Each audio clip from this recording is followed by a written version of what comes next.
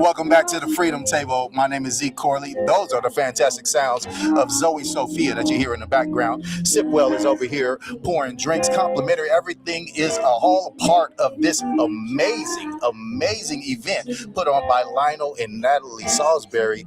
This is the second annual Juneteenth Festival in San Marcos, and this year it's called the Freedom Table. And I'm here with some great friends. I got Terrell here. I got Tina Medina here, and we're gonna just talk just a little bit. But I'm gonna start off because I just met Tina, so you guys are just about to meet her with me. She's an educator, right?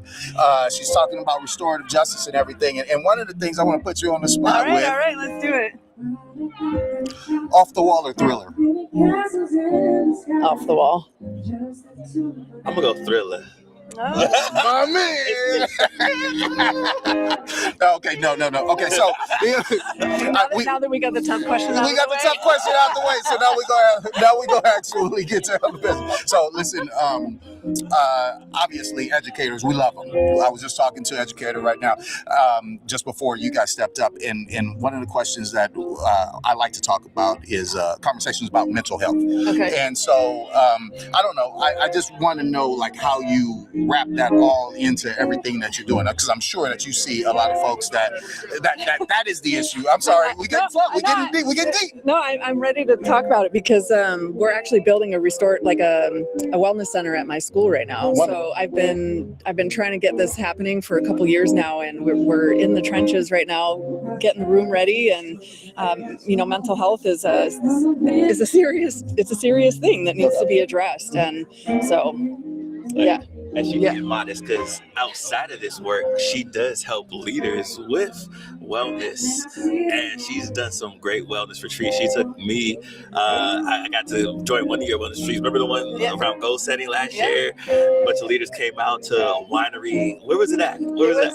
In the hills, right somewhere. back here, actually, right off of how Gopher much Canyon. we got to look at us as leaders and how we show up and how we have to take our wellness and goal setting seriously. And so she's been able to do that.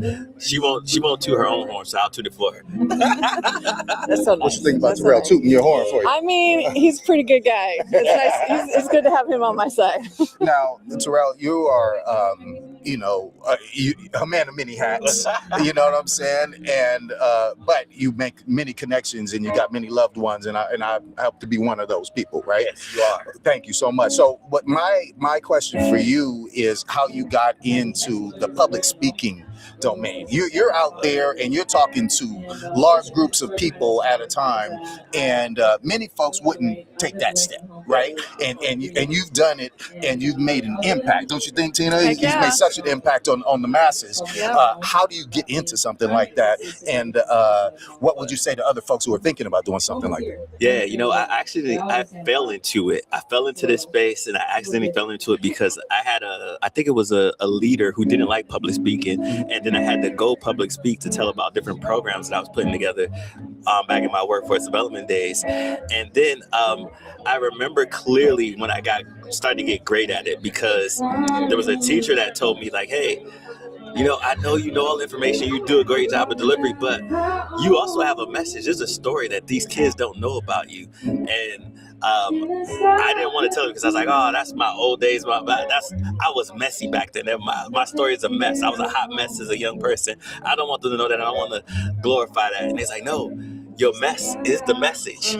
Throw that into there, and you're going to change some lives. You possibly save some lives. And so I listened to that educator, and I did that. And then next thing I know, I was making a connection far beyond my wildest dreams with whether it be youth, whether it be adults. And then I just let my mess be the message, and told that story, and then got addicted to that. And then next thing I know, I'm going around and telling people my story, but helping them connect to the message in that, so that they don't fall into the same victim mentality that I did in my story.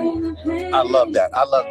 You guys hear it, ladies and gentlemen. Let your mess be the message. Learn from your mistakes and teach others based on what you learned. I love that 100%. Thank you so much, Terrell and Tina, for kicking it with us. Listen, we're at the Freedom Table, Juneteenth, second annual, and we're killing it over here. It's an amazing day. Thank you so much for talking to us.